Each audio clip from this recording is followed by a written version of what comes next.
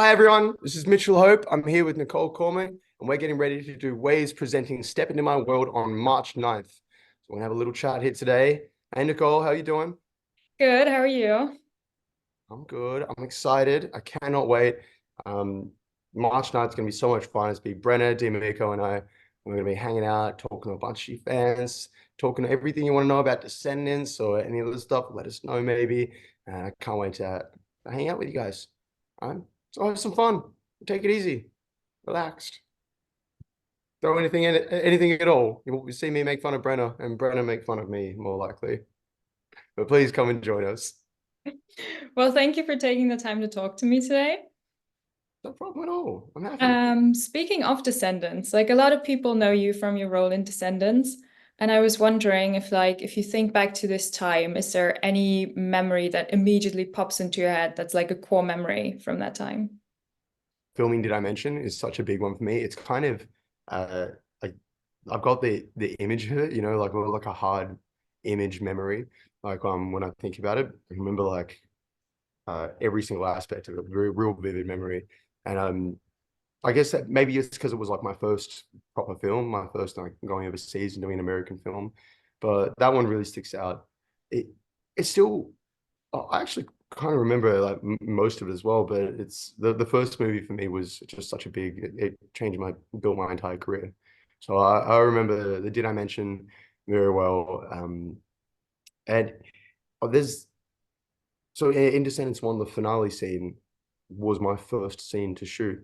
And I went in and I didn't realize, like, it was my first time doing a studio film. I sat there and I was in front of Broadway legend Kristen Chenoweth, film champion, film legend Kenny Ortega, Dove Cameron, Boohoo Stewart, Cameron Boyce, and I was doing my first lines of dialogue in front of another 50 extras with another 100 crew. And I was nervous. And I remember every single piece of that like so well. What people were wearing, their costumes. So I remember what the entire thing looked like, the address of the place. That's how I was like a kid. So I remember that quite well.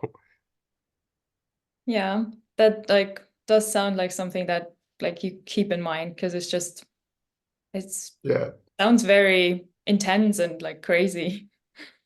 it is a bit intense. It is a bit, but it's cool. Like I remember being in Descendants 1. I'll give you a little, just a bit of trivia. I in the finale, in that scene, there was this one part where I was talking to Mel, and what I was doing is I was slightly shifting my body weight. I'll show you. I was doing it like this. So I was standing up, and I was like kind of doing this slightly, like just Mhm. shifting my body weight, which is you see actors do it sometimes, like new actors do it when they get a bit nervous, and like only like usually no one notices it, but I definitely noticed it when I watched it back because it's on camera. It looks like I'm going, like even just a slight shift, it looks like I'm going away, and it's just one or two shots of it or something. And I told Kenny, and he's like, "Yeah, I saw it, but I kind of loved it because you looked nervous," which I very much was. But I was shifting my weight. I was just so nervous, just trying to like just full of energy. Did those So scenes make it into the movie? Like, can people yeah, spot? yeah, there. Yeah, you can see it. See, you can figure it out. Do an Well, impression that's of it. a It's just me. task I for look like I'm doing everyone. this. Yeah, there you go. Yeah, have a look at that one. Find Mitchell shifting around. Yeah. There's another, I remember when we were in rehearsal for Descendants 1, Brenna and I were sitting, we talk about this a bit. We sat on like the floor, like when we did rehearsal for the first Descendants, it was in an abandoned, it was in a school, like a school, but they were going to rip it down like the day after or something, like the week after that we'd finished. And we were sitting there on the basketball court with Brenna and Cameron, I think, and Sarah. And we were like, we had control of all the speakers and we're just blasting music, all sitting there taking a big break. And it's like a kind of a, no, nothing exciting happened. We just listened to music and sat there, but it was really quite beautiful. These are all good friends of mine. We just sat there listening to music. There was some good stuff happened to Descendants 1 and 2 and 3, but 1 was crazy. That sounds like a great experience for sure. Definitely. And did you like learn something there, like since it was like very early on in your career, that's like still Yeah, true. something you look back at? Yeah, definitely. I think that so that finale scene in front of Kristen Chenoweth, she she did something that I think about quite often. Um, when I was there, like I was being all nervous, like I said, freaking out in my own head, worrying if I'm good enough to be here, like if I'm win way over my head. She came up to me and asked me for advice on what she was doing. She was like, well, "What do you think about this and this?" And I was blown away. I'm like, "Well, I don't know. It's good." She's like, "Yeah, but I don't remember what it was exactly." But she was trying something. And she said, "What do you think this or what about this here?"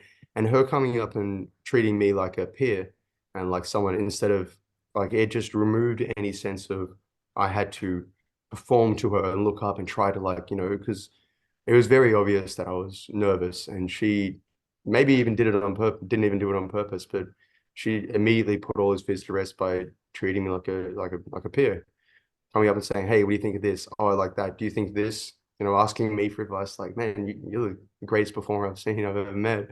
And she's there saying doesn't think she's better anywhere, like better or worse than anyone there. Treats the janitor with the same respect the CEO. And that was a big moment that I saw from her. So it was a cool thing to see. So since we just spoke about things that you learned, um, Hmm. a big aspect of this company's policy is to give back to people, and that's why with every convention we do, we're supporting different charities, Hmm. which we let the actors choose. So you got to choose a charity too. And Hmm. it'd be great if the people watching this could learn a bit more about that charity from you. So, which charity did you choose? So I chose the Starlight Foundation.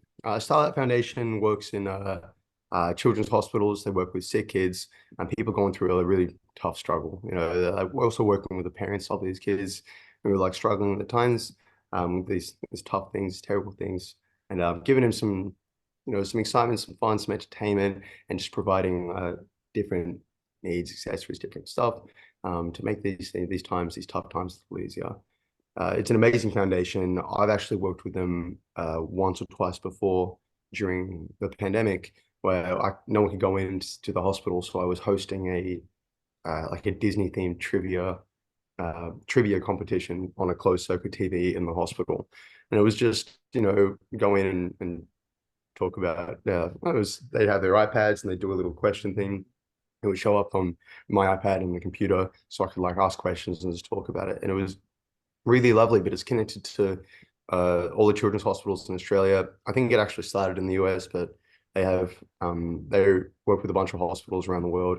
Really terrific organization, and I strongly recommend to everyone if you want to help out, please reach out to them. They're good people, a good company. Yeah, it does sound like a really lovely foundation to support. It's good. It's good, and they like it's just some parts of the job I do.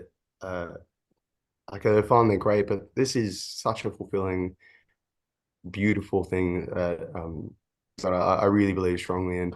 So please, if you're ever thinking like, what am I going to do? Like I've got, maybe get an extra Christmas present.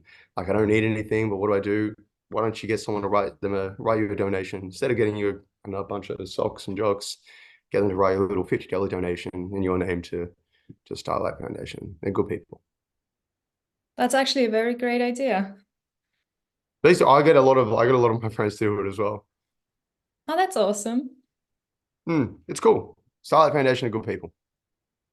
All right, for that would complete all the questions that I have for you today. So once again, thank you very much for taking the time. No, no problem at all. No problem. I'm looking forward to it. That's everything for today, man. I cannot wait to see you and see everyone else at the convention on March 9th.